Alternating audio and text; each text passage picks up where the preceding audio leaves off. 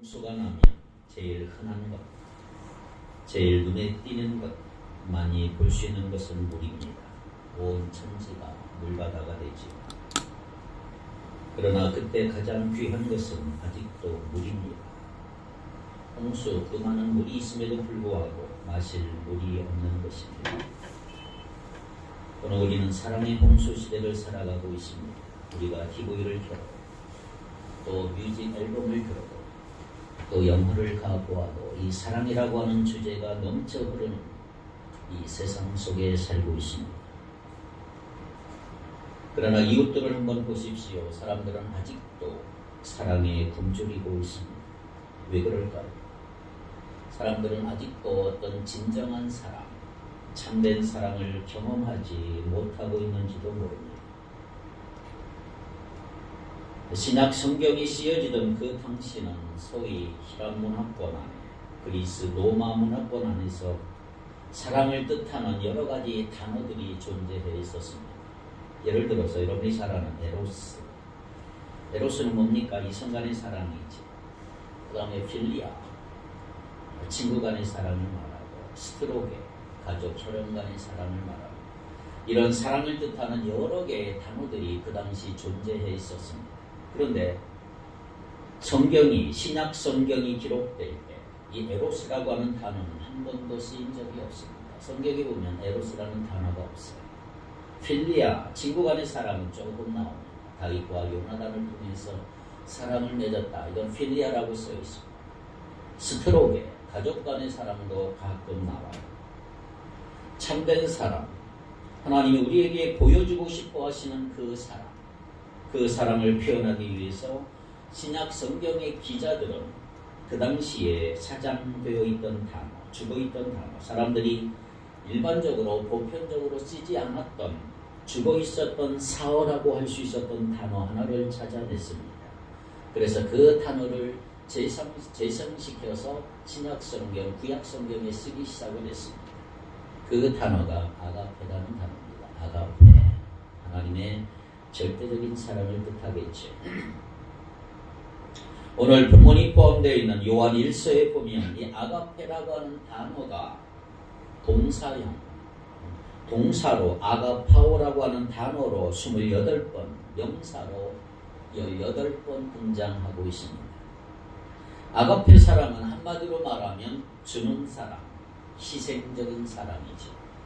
조건을 넘어서는 사랑, 타산이 없는, 따지지 않는 사랑, 철저하게 상대방의 유익을 구하는 사랑을 아가페라고 그래요. 고린도전서 13장에 보면 사랑은 자기의 유익을 구하지 아니하고 할 때 상대방의 유익을 구하는 그 사랑, 이것이 아가페 사랑의 본질이라고 할 수가 있습니다. 우리가 예수 믿고 구원받았을 때 우리는 모두 다 이 사랑을 받았고 이 아가페 사랑을 접한 줄 믿습니다. 처음으로 내가 가장 순결하고 가장 고귀한 그런 사랑을 우리는 예수님을 통해서 영접하고 예수님을 통해서 체험하게 된 것입니다. 그런데 우리가 경험했던 이 놀라운 이 사랑은 그냥 정지된 사랑이어서는 안 됩니다. 그 사랑은 우리 안에서 계속 자라가야 됩니다. 그 사람이 우리의 인격을 만들어가야 되는 거죠. 그래서 주는 것이 좋고 따지지 않고 철저하게 상대방의 유익을 위한 주는 사랑, 조건을 넘어서는 사랑, 자기의 유익을 붙지 않는 이런 사랑, 이런 인격으로 우리가 다듬어져 가야 되는 것입니다. 갈라디아 5장 22절을 보면 성령의 열매는 뭐라고 그랬어요? 제일 먼저 강조된 열매가 뭐예요? 사랑입니다. 사랑, 희락, 화평, 인내, 자비, 양선, 충성으로 적있지 9가지 열매인데 제일 먼저 강조된 열매, 이 사랑이죠. 사랑. 그런데 이 사랑이라는 단어가 아가페죠. 아가페로 되어 있어요. 아가페. 자, 올해 우리가 맺어야 될 사랑의 열매에 대해서 우리가 좀 더 생각을 해보려고 합니다. 제가 3주 전에 가장 큰 계명이 뭐라고 그랬어요? 하나님을 사랑하는 것, 그 다음에 이웃을 사랑하는 것. 하나님을 사랑하는 하나님을 사랑하는 가장 좋은 표현, 가장 멋진 표현이 뭐예요? 예배라 그랬어요. 거룩한 예배. 지난주는 하나님을 사랑하는 측면에 있어서 거룩한 예배를 살펴보았고, 오늘은 이웃사랑의 측면, 우리가 서로 사랑하는 사랑의 열매에 대해서 좀 살펴보려고 합니다. 자, 그렇다면 우리는 왜 사랑의 열매를 맺어야 할까요? 왜 사랑의 열매를 맺어야 할까요? 그리고 어떻게 우리는 사랑의 열매를 맺을 수가 있을까요? 우리는 이 질문에 대해 대답을 얻기 위해서 성경에서 가장 위대한 사랑장 어디죠? 보통 우리는 성경에서 사랑장 그러면 대부분 고린도전서 13장을 찾습니다. 그런데 사랑이 언급된 횟수를 고려하면 오늘 본문 요한 1서가 진짜 사랑장이에요. 15절에 27번이나 언급이 됐어요. 자, 그렇다면 사실 고린도전서 13장보다는 더 위대한 사랑장이 바로 요한일서 4장인데, 자, 오늘 요한일서 4장을 통해서 우리는 이 질문에 대한 대답을 찾아야 합니다. 우리는 왜 이 사랑의 열매를 맺어야 하느냐? 여러분, 사랑의 열매를 맺기를 바랍니다. 자, 첫째, 왜 맺어야 할까요? 우리가 믿는 하나님이 사랑의 근원이시기 때문이다. 사랑의 본질이에요, 하나님. 자, 우리가 믿고 있는 하나님이 사랑의 근원이신데, 자, 오늘 본문 8절은 이렇게 기록이 되어 있어요. 8절 같이 읽겠습니다. 사랑하지 아니하는 자는 하나님을 알지 못하나니 이는 하나님은 뭐다? 사랑이시다. 하나님은 사랑이시다. God is love라고 써있죠. 영어 성경에. God is love. 사랑은 하나님의 본질이다. 사랑은 하나님의 속성이다. 한 신학자가 이런 말을 했어요. 사랑은 하나님이 하실 수 있는 여러 가지 일들 가운데 하나가 아니다. 사랑은 하나님이 하시는 유일한 일이다. 사랑은 하나님의 본질이라는 말이에요. 자, 생각을 해보세요. 하나님은 왜 우주를 창조하셨을까요? 하나님이 사랑이시기 때문에 창조하셨어요. 사랑은 인격적인 관계를 요청하고 있습니다. 그래서 하나님은 사랑의 대상으로서 이 만물을 만드시고, 그리고 만물 가운데 인간을 창조하셨습니다. 사랑하시기 때문에 창조의 사건이 발생이 된 거예요. 사랑하시기 때문에 우주를 창조하셨고 오늘 저와 여러분을 만드신 줄 믿습니다. 한 걸음 더 나아가 구원의 사건, 구속의 사건도 그가 사랑했던 사람이 사랑의 관계를 하나님과 온전히 회복할 수 있도록 구원의 사건을, 십자가의 사건을 주께서 친히 역사하신 거지. 구원, 사랑하시기 때문에 일어난 사건, 구원의 사건이 우리를 너무나 사랑하시기 때문에 십자가에 죽으신 거예요. 할렐루야. 그런 의미에서 저는 심판도 사랑 때문이라고 생각해요. 왜 심판할까요? 주님이 오시면 그분은 사랑하는 세계, 사랑하는 대상 안에서 거룩함을 요구하시는 분이에요. 그래서 하나님은 심판할 수밖에 없었어요. 너무나 부패되고 안 거룩하니까, 거룩함이 사라져가니까 하나님은 어느 날 심판하기로 작정하신 거예요. 우리는 하나님의 심판의 그 밑바탕에서도 그분의 사랑의 의지를 읽을 수 있어야 된다는 말이에요. 우리의 거룩함을 위해 심판하신 거예요. 또 천국을 준비하시는 하나님, 왜 그럴까요? 사랑하시기 때문입니다. 우리가 이 세상에 살면서 우리는 성취하지 못한 꿈이 있고 미완성의 꿈이 있고 혹은 깨어진 꿈, 이런 상처와 갈등을 우리는 경험하며 살고 있습니다. 이 힘든 세상에서 때때로 우리 이렇게 말하지 않습니까? 세상은 너무 불공평해. 세상은 너무 힘들어. 세상은 정의가 살아있지 못하다고 우리가 탓하는 경우가 얼마나 많아요. 원망하고 불평하는 경우가 얼마나 많습니까? 그러나 그것이 이 세상뿐이라면 이런 불평은, 이런 원망은 타당한 것처럼 들려질 수가 있어. 그러나 주님께서는 우리의 꿈이 온전히 이루어질 수 있는 그리고 하나님의 공의가 완전히 만족될 수 있는 영원한 세상을 준비하셨다 이 말이에요. 그래서 우리가 모두 천국에 가면 이 땅에서는 불공평한 세상 그리고 원망스러운 세상이라고 말했던 우리 모두가 저 천국에 가면 모두 이렇게 말하게 될 거예요. 하나님은 정말 사랑이시다. 하나님은 너무너무 사랑하시는 분이다. 그래서 하나님은 천국을 준비하신 것입니다. 바로 그 사랑이신 하나님의 자녀가 저와 여러분인 줄 믿습니다. 그렇다면 우리도 사랑의 열매를 맺는 것이 합당한 줄로 믿습니다. 하나님은 사랑의 근원이시고 본질이 되십니다. 왜 우리가 사랑의 열매를 맺어야 할까요? 첫 번째 이유, 우리가 믿는 하나님이 사랑의 계시자이시기 때문이다. 사랑의 계시자. 자, 우리가 사랑의 열매를 맺어야 할 이유, 우리가 믿는 예수 그리스도 그분이 뭐다? 사랑의 계시자다. 계시자란 말은 예수님 그분은 사랑을 나타내 보여주신 자라.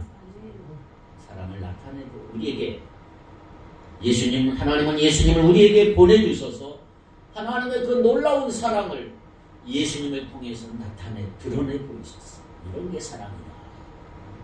자, 오늘 구절을 보세요. 구절은 이렇게 기록이 되어 있습니다. 시작. 하나님의 사랑이 우리에게 이렇게 나타난 바 되었으니 하나님이 자기의 독생자를 세상에 보내심은 그로 말미암아 우리를 살리려 하심이라. 하나님의 사랑이 우리에게 이렇게 나타난 바 되었으니 그랬죠? 나타난 바 되었다. 누가 나타났어요? 예수님이 나타났어요. 하나님이 우리를 너무너무 사랑하시니까 예수님을 보내주셨어요. 자, 예수님을 보내주고서 어떤 일을 했어요? 십자가는 하나님의 사랑의 나타나심의 사건이다. 거기서 우리는 참된 사랑을 만나볼 수가 있는 거예요.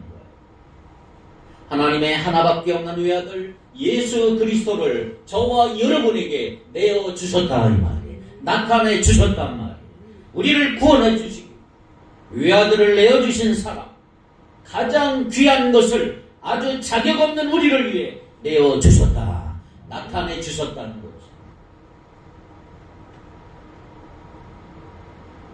제가 중학교 시절에 교회 나가는 날 부흥회를 참석을 했는데 어떤 부흥회 목사님이 말씀한 얘기가 저는 과거에 오래전에 이런 얘기를 제가 해드린 것 같은데 아주 마음속에 촉촉한 감동으로 남아있어요. 그게 뭐냐면 어느 날 목사님 두 분이 대화를 나눠요. 목사님 두 분이 대화를 나누는데 근데 목사님 한 분은 아들이 5명이 있어요. 어떤 목사님은 딸 하나밖에 없어요. 그러니까 친구 목사님 서로 딸 하나 있는 목사님, 아들 5 있는 목사님 서로 대화를 했어요. 서로 자식들 얘기하다가 딸 하나밖에 없는 이 목사님이 자네는 말이야 아들 5명이 되니까 우리 집에 양자로 하나 보내줘. 그러니까 아들 5명 있는 목사님이 아무 생각 없이 그러지 뭐 쉽게 대답을 했어요. 그분이 집에 가서 사모님에게 얼마나 야단을 맞았을까. 그러나 약속에 철저했던 그분은 자기 의리와 약속을 지키고자 결심을 했어요.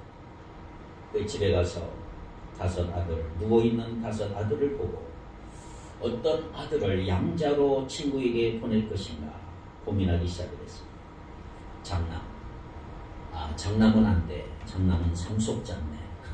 넘어갔어. 둘째를 얼굴을 열심히 내려다 보았어. 둘째 아들, 5 아들 중에 제일 똑똑하고 제일 IQ가 높은 장래성이 충만한 이 둘째 아들 도저히 못 보내겠다. 둘째도 통과. 3번째 아들을 봤어요. 3번째 아들을 보니까 5 아들 중에서 제일 자기를 닮았다는 거예요. 너무너무 미남이에요. 셋째 아들은 도저히 안 되겠더라고. 그래서 이제는 4번째 아들을 보기 시작을 했어요. 5 아들 중에 제일 병약하고 병치레하고 매일같이 빌빌대고 너무너무 불쌍한 이 자식. 넷째는 절대로 줄 수가 없는 거예요. 남은 5째 막내가 남았어요. 막내 웃어요. 제일 귀여운 막내 줄 수 있을까요? 자기 아들 하나도 줄 수 없었던 이분은 그날 밤 하나님 앞에 기도하며 딱 떠오른 성경 말씀이 요한복음 3장 16절이에요. 하나님이 세상을 이처럼 사랑하사 독생자를 주셨으니 하나님이 세상을 이처럼 사랑하사 독생자 외아들을 주셨으니 그 하나님의 사랑을 이 목사님이 깊게 깨닫게 됐어요. 외아들인데 주셨다. 나는 5 있는데도 못 주는데 한 명 외아들 주셨다. 그 사람이 감동했다는 거예요.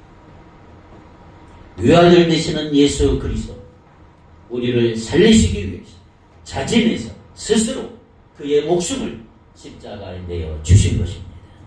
그 예수님은 십자가 가시기 직전에 제자들에게 이렇게 이야기하셨어요.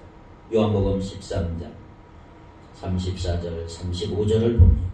요한복음 13장 34 새 계명을 너희에게 주노니 서로 사랑하라. 내가 너희를 사랑한 것 같이 너희도 서로 사랑하라. 너희가 서로 사랑하면 이로써 모든 사람이 너희가 내 제자인 줄을 알리라. 계명이다. 계명. 사랑하라. 사랑하면 내 제자가 될 것이다. 예수님의 제자들, 그 제자들의 특성은 뭐예요? 사랑입니다. 사랑. 그러므로 사랑의 열매를 맺을 때 우리는 그리스도의 제자임을 말하게 될 것입니다.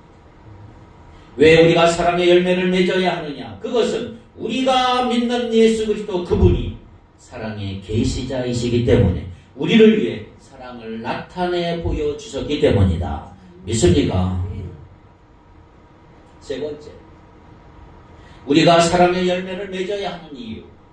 세 번째는 우리가 믿고 있는 성령님, 그 성령님이 사랑의 중매자가 되시기 때문에 그렇습니다. 사랑의 중매자 혹은 사랑의 촉진자, 사랑의 중매자, 사랑의 촉진자. 여러분, 성령은 사랑의 중매자예요. 하나님과 우리를 중매해주는, 예수님과 중매해주는 역할을 성령님이세요. 하나님과 우리를 맺어주시고 우리로 하나님의 사랑을 체험케 하신 것이 성령의 역사인 줄 믿습니다. 요한일서 4장 13절 한번 같이 읽어보겠습니다. 요한일서 4장 13절 시작. 그의 성령을 우리에게 주심으로 우리가 그 안에 거하고 그가 우리 안에 거하시는 줄을 아느시나. 잘 보세요.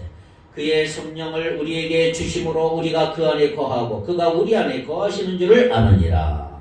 그의 성령을 우리에게 주심으로 우리가 그 안에 거하고, 잘 들어보세요. 그의 성령을 우리에게 주심으로 성령을 통해서 우리가 그분 안에 사랑의 하나님 안에 거하게 되었고 그가 사랑의 하나님이 우리 안에 거하시게 되었다.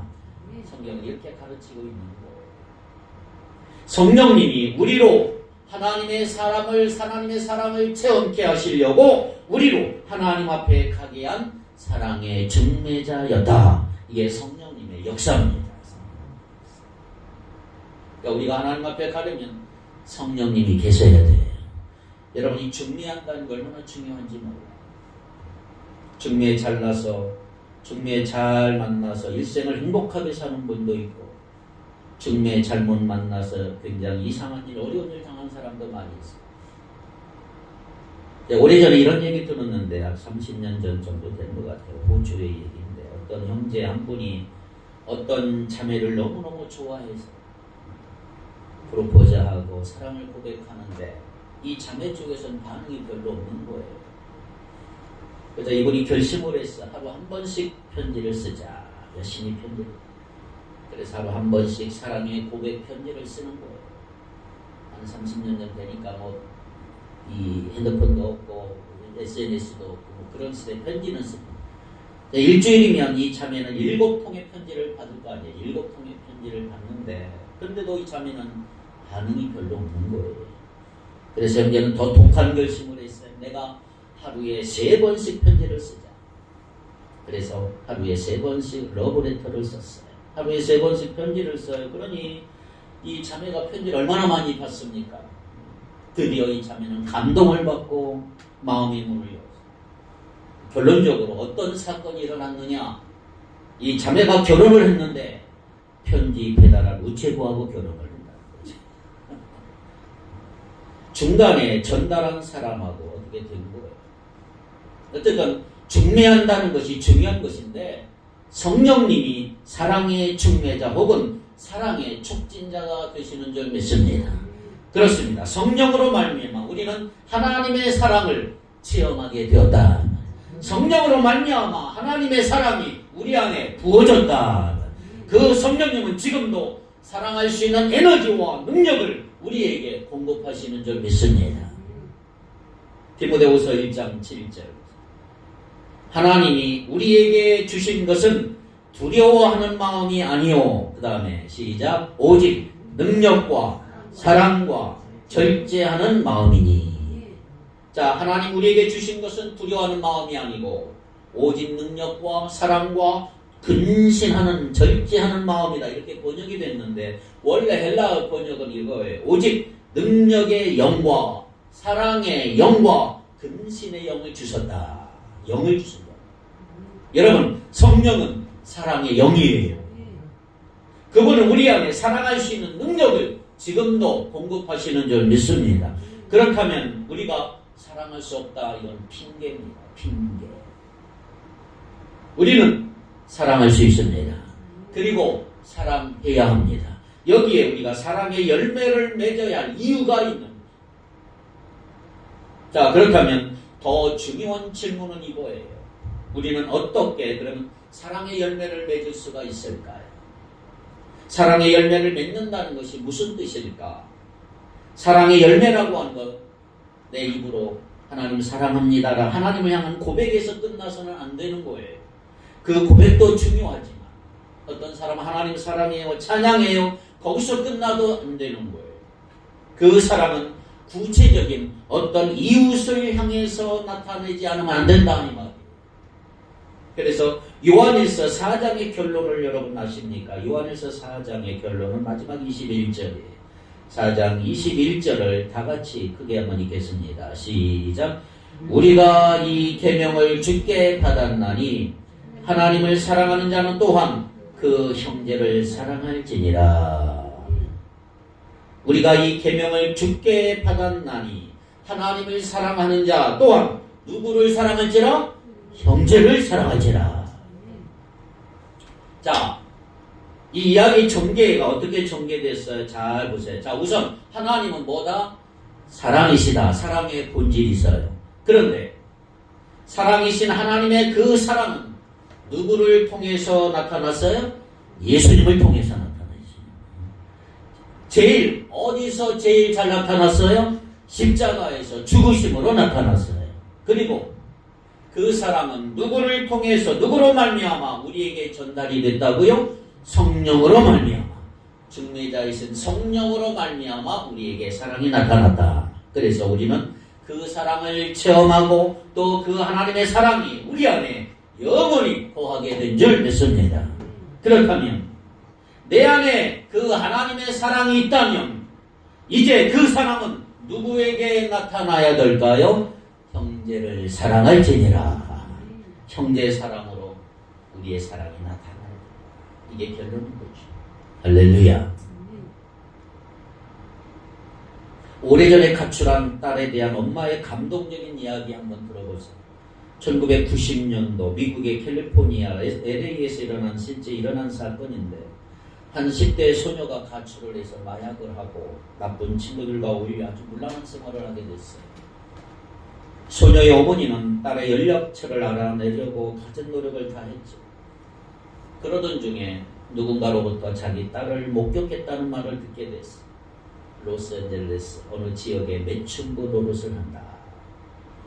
그렇게 된 딸의 처지에 충격을 받으니 어머니는 막상 딸을 찾으려고 했지만 LA 지역이 너무 크고 너무 넓고 찾을 수가 없는 거예요. 몇 년이 돼도 찾을 수 없어요. 마치 모래사장에 핀 한 개가 떨어졌는데 그것을 찾는 심정이죠. 하지만 이 소녀의 어머니는 잃어버린 딸을 결코 포기하지 않아 찾기 위해서 딸의 사진이 들어있는 전단을 만들려고 생각을 했어요. 그래서 막상 전단을 만들고 보니까 마음에 걸리는 게 하나 있어요. 여기 자기 얼굴이 들어있는 이 전단을 보면 이 아이가 얼마나 창피할까, 오히려 숨어버리겠다 이런 생각이 들었어요. 그래서 이 어머니는 고심 끝에 전단지에 딸의 사진 대신에 자기 이름과 사진을 넣었어요. 엄마 이름과 엄마 사진을 넣었어요. 그리고 이런 문구를 적었습니다. 이 사진 속의 엄마가 잃어버린 딸을 애타게 찾고 있어. 이 사진 속의 엄마가 잃어버린 딸을 애타게 찾고 있어. 놀라운 일이 벌어졌어요. 그로 3일 만에 딸로 연락이 왔어요. 그리운 딸을 찾은 것입니다. 사실 어머니도 자기 딸이 가출해서 몸을 파는 매춘부 짓을 한다고 광고를 내며 거기에 자기 사진을 실었을 때 얼마나 창피했어요. 아는 사람들이 보고 손가락질 한다는 모르는 것에 얼마나 수치스럽고 두려웠을까. 그럼에도 불구하고 딸이 수치스러울까봐 딸의 사진이 아니라 자기 사진을 넣는 마음, 이것이 바로 엄마의 사랑이고, 이런 것이 엄마의 하나님의 사랑으로 나타냈다라고 하는 것을 기억하시기를 바랍니다.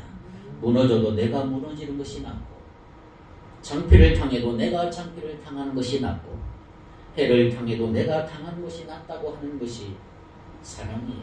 아가페입니다. 그것이 아가페적인 사랑이죠. 생각해 보세요. 나는 자존심 지킬 테니까 너는 창피를 당해라.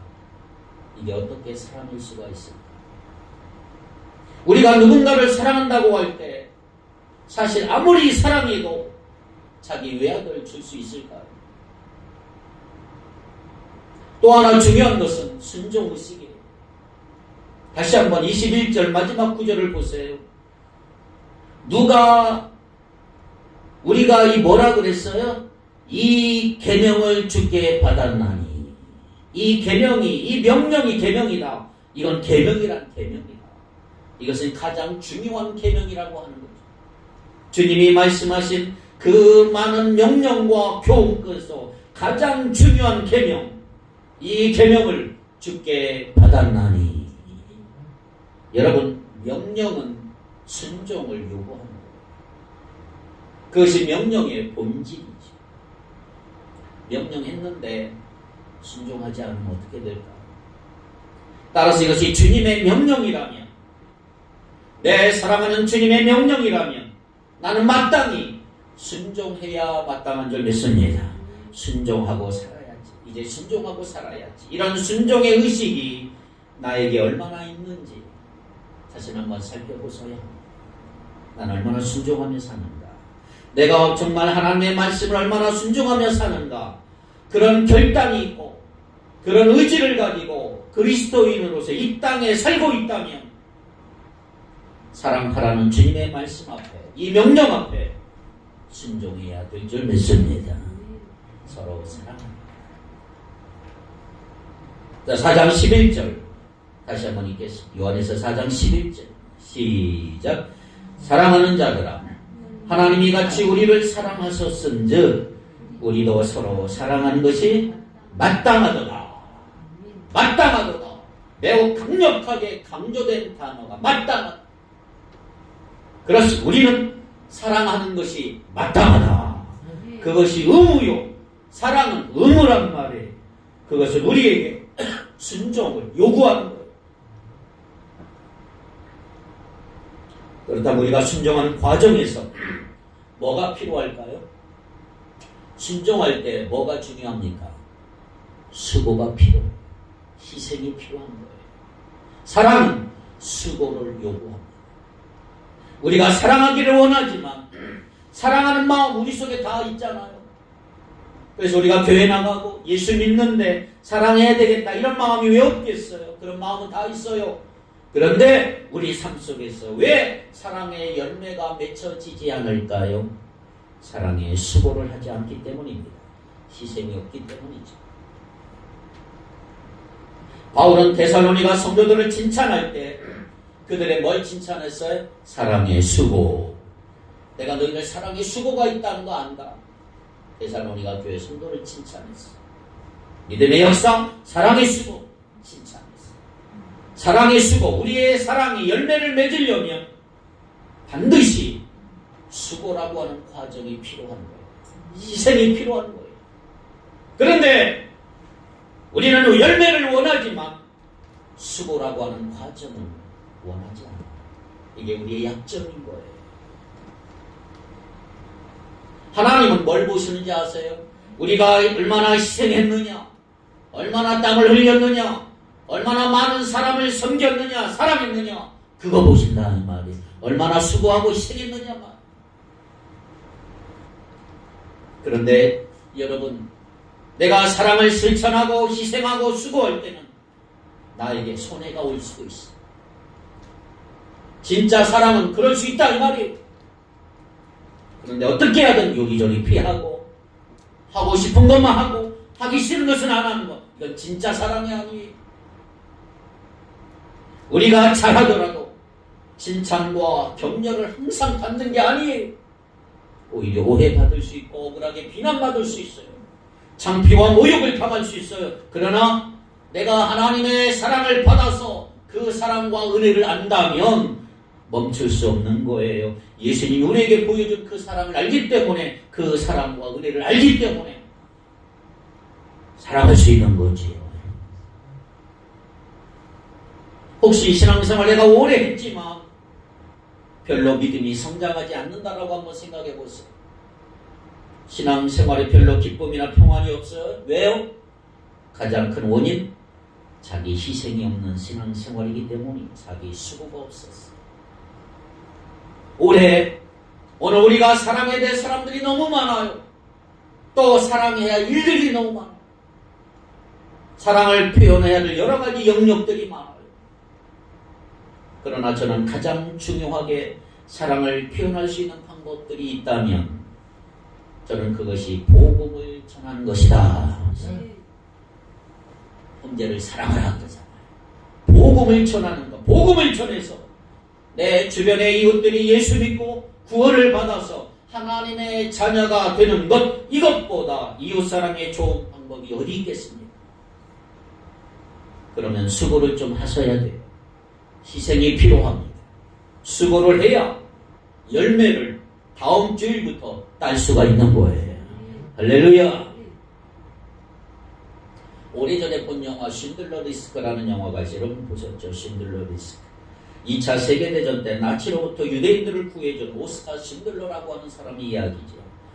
이스라엘 예루살렘 박물관에 가면 그를 기리는 신들러의 나무가 있어요. 유대인들을 보호해주고 살려주었다고 하는 걸 기념하는 나무가. 이 영화에 보면 제가 굉장히 충격받은 게 있어요. 나치 이 독일 장교가 나무 위에 집을 지어놓고 밤에 잠을 잔 후에 아침에 일어나 잘 잤다 하고 기지개를 펴요.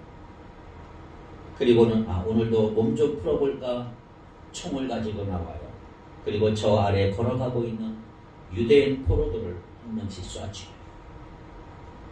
그런데 한 번은 어느 날 엄마와 어린 아들이 같이 걸어가고 있어요. 아이를 향해서 쏴죽여요. 어린아이를 쏜단 말이지. 엄마는 오열하고 무너져요.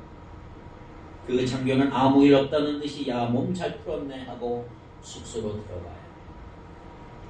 그 독일군 장교는 전쟁 전에는 벌레 한 마리도 못 죽이는 평범한 동네 아저씨. 그런데 어떻게 그가 극악무도한 살인자가 될 수 있었을까요? 살인해도 자기를 아무도 타치하지 않으니까, 그건 살인이 아니니까, 누가 죽여도 누가 뭐라고 말 안 하니까 막 죽이는 거예요. 여러분, 우리는 다 볼 때는 성인 군자 같아도요, 내가 그렇게 살인해도 나에게 아무 해가 오지 않는다면 이 세상 무법천지가 될 거예요. 인간의 본성이 원래 그래요. 나에게 해가 오지 않는다면, 나에게 빨간 줄이 그어지지 않는다면 얼마든지 가서 죽이는 게 인간이에요. 그래서 몰래 하려고 하지 않습니까? 몰래 안 들키고 하려고 시도합니다. 여러분, 떳떳하면 들켜도 상관없지 않아? 그런데 들키면 잡히고, 그러면 자기 인생이 망가지니까 못하는 거죠. 그런데 자기 인생에 아무런 해가 오지 않으니까 보장만 해주면 얼마든지 그런 죄를 저지를 수 있는 게 오늘 인간이란 말이에요. 무지막지한 인간. 그런데 그런 인간을 살리기 위해서 가장 귀한 분을 내어주신 게 하나님의 사랑이다. 왜 그렇게 죽으셔야 했을까요? 피를 흘려야만 죄의 사함이 있기 때문이에요. 그 길 외에는 우리를 구원하실 방법이 없어. 그래서 외아들을 독생자를 죽이십니다. 그래서 요한은 하나님의 사랑이 그런 식으로 나타나는 걸 알려주면서 이렇게 외쳐요. 오늘 본문 11절에 사랑하는 자들아 하나님이 같이 우리를 사랑하셨은즉 우리도 서로 사랑하는 것이 마땅하도다. 하나님 우리를 외아들을 죽이시면서까지 사랑하셨어요. 그렇다면 우리는 어떻게 사랑해야 되느냐? 우리도 서로 사랑하는 것이 마땅하도다. 여러분 자신 한번 생각해 보세요. 나는 얼마나 사랑 있는 사람인가? 0부터 10까지 내 사랑은 어느 정도 될까?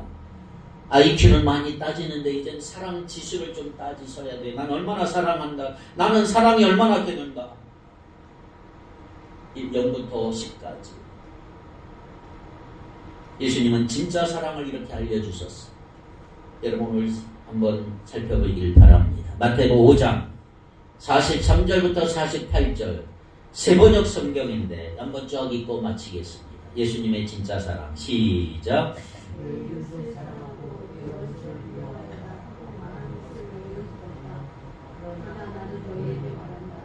너희 원수를 사랑하고 너희를 박해하는 사람을 위하여 기도하여라. 그래야만 너희가 하늘에 계신 너희 아버지의 자녀가 될 것이다. 아버지께서는 악한 사람에게나 선한 사람에게나 똑같이 해를 떠오르게 하시고 의로운 사람에게나 불의한 사람에게나 똑같이 비를 내려주신다. 너희를 사랑하는 사람만 너희가 사랑하면 무슨 상을 받겠느냐? 세리도 그만큼은 하지 않느냐? 또 너희가 너희 형제 자매들에게만 인사를 하면서 지내면 남보다 나을 것이 무엇이냐? 이방 사람들도 그만큼은 하지 않느냐? 그러므로 하늘에 계신 너희 아버지께서 완전하신 것 같이 너희도 완전하여라. 아멘. 2023년 나 같은 죄인을 먼저 사랑하시고 용서하시고 구원하신 그 사랑과 은혜를 기억하면서 진정한 사랑을 실천하겠다고 결단하고 또 한 해 내 삶 속에서 실제로 실천함으로 하나님의 사랑이 온전히 이루어지는 놀라운 삶이 될 수 있기를 주님의 이름으로 축원합니다. 기도합니다.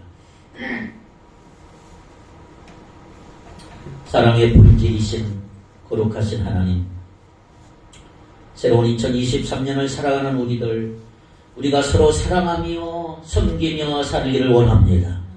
사랑의 열매를 맺으며 실천하며 결단하며 나가기를 원합니다. 하나님의 사랑이 온전히 이루어지는 한 해 우리 모두가 되게 하여 주시옵소서. 예수님 이름으로 기도하옵나이다. 아멘.